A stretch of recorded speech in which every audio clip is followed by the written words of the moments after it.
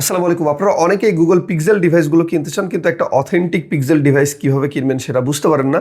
আসলে আমরা যারা নর্মাল ইউজার আছি তারা আসলে বাহির থেকে একটা চকচকে ডিভাইস হলেই কিন্তু কিনে ফেলি, কিন্তু এর ফোনের ভিতরে কোনো সমস্যা আছে কিনা বা এই ফোনটা আসলে আগে থেকে সার্ভিস করা কিনা বা রিপেয়ার করা কিনা সেই জিনিসগুলো কিন্তু আমাদের ওইভাবে দেখার সুযোগ থাকে না। আজকের ভিডিওটি স্পেশালি তাদের জন্য যারা আসলে একটা গুগল পিক্সেল ডিভাইস কিনতে চাচ্ছেন। এই ভিডিওটাতে আমি আপনাদের সাথে বেশ কিছু ব্যাপার শেয়ার করবো যেগুলো আসলে স্মার্টফোন কেনার সময় আপনি যদি চেক করে নিতে পারেন তাহলে গুগল পিক্সেল ডিভাইসগুলো কেনার সময় আপনি কখনোই ঠকবেন না। আশা করি সম্পূর্ণ ভিডিওটিতে আমার সাথেই থাকবেন। সো গুগল পিক্সেল ডিভাইসগুলো কেনার ক্ষেত্রে প্রথমে যে ব্যাপারটি লক্ষ্য করবেন সেটা হচ্ছে ফোনটার আউটলুক। আপনি যদি দেখেন ওই ফোনটাতে অতিরিক্ত ডেন্ট বা স্ক্র্যাচ আছে, তার মানে ওই ফোনটা কিন্তু বিভিন্ন সময় হাত থেকে পড়ে গিয়েছিল বা বিভিন্নভাবে আসলে আঘাত লেগেছিল, যে কারণে ওই ফোনগুলো কিন্তু ইগনোর করার চেষ্টা করবেন। তবে কোনো ফোনে যদি হালকা পাতলা স্ক্র্যাচ থাকে, যেহেতু এটা একটা ইউজ ডিভাইস, হালকা পাতলা স্ক্র্যাচ থাকতেই পারে, সেক্ষেত্রে কিন্তু আপনারা ওই ডিভাইসটা নিয়ে নিতে পারেন, সেক্ষেত্রে কোনো সমস্যা নেই। তবে কোনো ডিভাইস যদি অতিরিক্ত আবার ব্র্যান্ড নিউ কন্ডিশনের হয়, অর্থাৎ একটা 21-22 সালের ফোন অতিরিক্ত ব্র্যান্ড নিউ কন্ডিশনে আছে, সেক্ষেত্রেও কিন্তু ওই ফোনটা মানে কেনা থেকে একটু বিরত থাকবেন, কারণ ম্যাক্সিমাম ক্ষেত্রে ওই ফোনগুলোর কিন্তু ব্যাকশেল চেঞ্জ করা থাকে বা ফুল ক্যাসিংটাই কিন্তু চেঞ্জ করা থাকে। এগুলো কিন্তু আহামরি জটিল কোনো কাজ না। এবং সেই সাথে লক্ষ্য করবেন যে আসলে ফোনের সাইডে কোথাও কোনো আঘাতের চিহ্ন আছে কিনা, অর্থাৎ বিশেষ করে এই যে কর্নারগুলো আছে এগুলোতে কিন্তু ফোন পড়ে গেলে বেশি আঘাত লাগে। সো এই সাইডগুলোতে যদি দেখেন যে আসলে বেশি আঘাতের চিহ্ন আছে বা মনে হচ্ছে আপনার কাছে যে আসলে এটা পড়ে গিয়েছিল, সেক্ষেত্রে ওই ফোনগুলো কেনা থেকে বিরত থাকবেন, কারণ যে ফোনগুলো আসলে পড়ে যায় কিছুদিন পরে ওই ফোনে কিন্তু মাদারবোর্ডে ইস্যু হয় বা বিভিন্ন ধরনের সমস্যা হয়।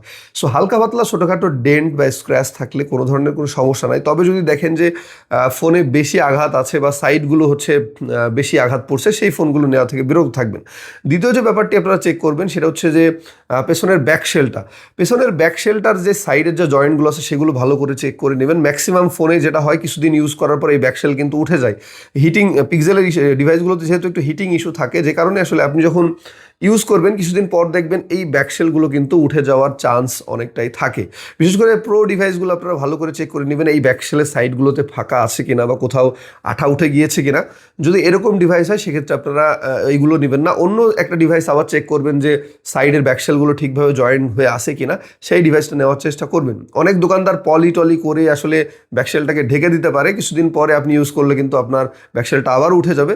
যে কারণে পলি থাকলেও আপনি কিন্তু পলিটা তুলে তারপরে দেখবেন যে আসলে ব্যাকশেলের পুরা জয়েন্টটা ঠিকঠাক আছে কিনা। এবং একটা অথেন্টিক পিক্সেল ডিভাইস কেনার ক্ষেত্রে দ্বিতীয় যে ব্যাপারটি লক্ষ্য করবেন সেটা হচ্ছে ডিসপ্লেটার দিকে আপনি প্রথমে খেয়াল করবেন এবং ডেড পিক্সেল চেকার দিয়ে, বিভিন্ন ওয়েবসাইট পাওয়া যায় অনলাইনে ডেড পিক্সেল চেকার দিয়ে, ওইটা দিয়ে ডেড পিক্সেলটা চেক করে নেবেন।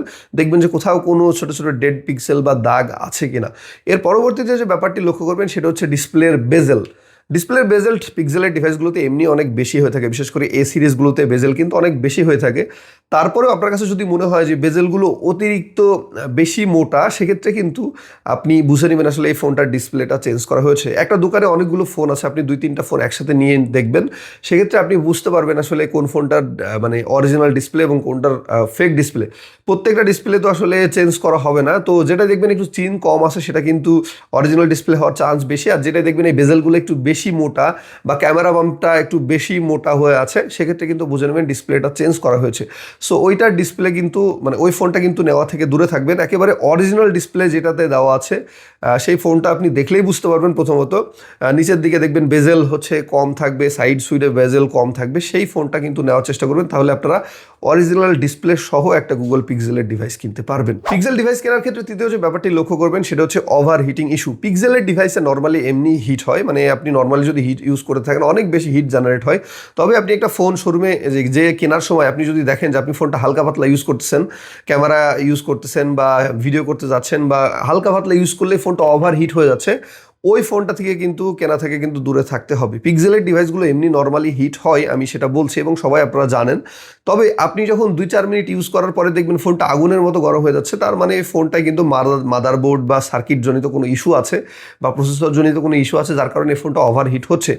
আপনি 2-3টা ডিভাইস একসাথে ইউজ করে দেখবেন, যে ডিভাইসটা দেখবেন একটু কমই ওভারহিট জেনারেট করতেছে সেই ডিভাইসটা নেওয়ার চেষ্টা করবেন, তাহলে কিন্তু লং টার্ম আপনি ওই পিক্সেল ডিভাইসটা ইউজ করতে পারবেন। তবে যেটা আসলে সত্যি কথা, পিক্সেলের ডিভাইস কিন্তু হিট হয়, অতিরিক্ত হিট যাতে না হয় বা অতিরিক্ত হিট যে ডিভাইসটা হবে না সেই ডিভাইসটা কেনার চেষ্টা করবেন, তাহলে কিন্তু আপনার জন্য সব থেকে বেটার হবে। চতুর্থ যে বিষয়টি আপনারা লক্ষ্য করবেন, পিক্সেল ডিভাইসটা হাতে নেওয়ার পর আপনি অন করে *#06# ডায়াল করে IMEI নাম্বারটা কপি করবেন।